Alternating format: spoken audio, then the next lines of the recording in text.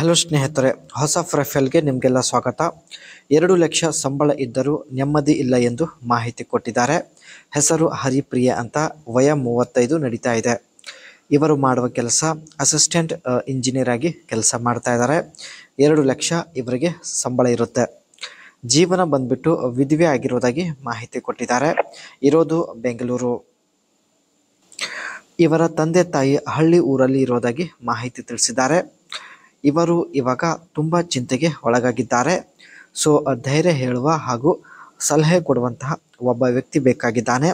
ಪ್ರತಿ ತಿಂಗಳು ಸಂಬಳ ಕೂಡ ಕೊಡುತ್ತೇನೆ ಎಂದು ಹರಿಪ್ರಿಯ ಅವರು ಮಾಹಿತಿ ಕೊಟ್ಟಿದ್ದಾರೆ. ಬೆಂಗಳೂರು ಅಲ್ಲಿ 2 ಕೋಟಿ ಸ್ವಂತ ಮನೆ ಇದೆ.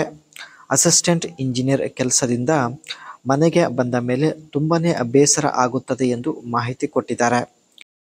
ಕೆಲವೊಂದು ಸಲ ತುಂಬ ಚಿಂತೆಗೆ ಒಳಗಾಗುತ್ತೇನೆ. 12 ಕೋಟಿ ಹಣ ಇದ್ದರೂ ಯಾವುದೇ ಪ್ರಯೋಜನ ಇಲ್ಲ ಎಂದು ಮಾಹಿತಿ ಕೊಟ್ಟಿದ್ದಾರೆ. ಅದಕ್ಕೆ ಜೀವನದಲ್ಲಿ ಖುಷಿಯಿಂದ ಇರಲು ಸುಂದರ ಇರುವ ಒಬ್ಬ ಗೆಳೆಯ ಜೊತೆಗೆ ಬೇಕು.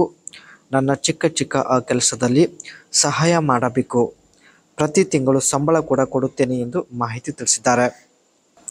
ಸ್ನೇಹಿತರೆ, ನೀವು ಇವರ ಜೊತೆಗೆ ಇದ್ದರೆ ಸಾಕು, ಕೆಲಸ ತುಂಬಾನೇ ಸುಲಭವಾಗಿರುತ್ತೆ.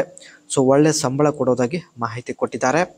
ದಯವಿಟ್ಟು ಪ್ರತಿಯೊಬ್ಬರು ಅನಿಸಿಕೆ ತಿಳಿಸಿ, ಖಂಡಿತ ಸಂಪರ್ಕಿಸುತ್ತಾರೆ. ಇಲ್ಲಿ ಸ್ನೇಹಿತರೆ, ಇವರು ಅಸಿಸ್ಟೆಂಟ್ ಇಂಜಿನಿಯರ್ ಆಗಿ ಏನೆಲ್ಲ ಕೆಲಸ ಮಾಡುತ್ತಾರೆ ಬನ್ನಿ.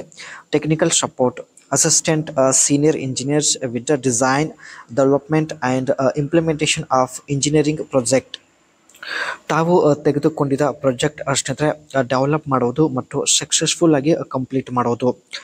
Project coordination, assisting in the planning and coordination of project schedules materials. ತಾವು ಕೈಗೊಂಡಿದ್ದ ಪ್ರಾಜೆಕ್ಟ್ಗಳು ಕಂಪ್ಲೀಟ್ ಮಾಡೋದು.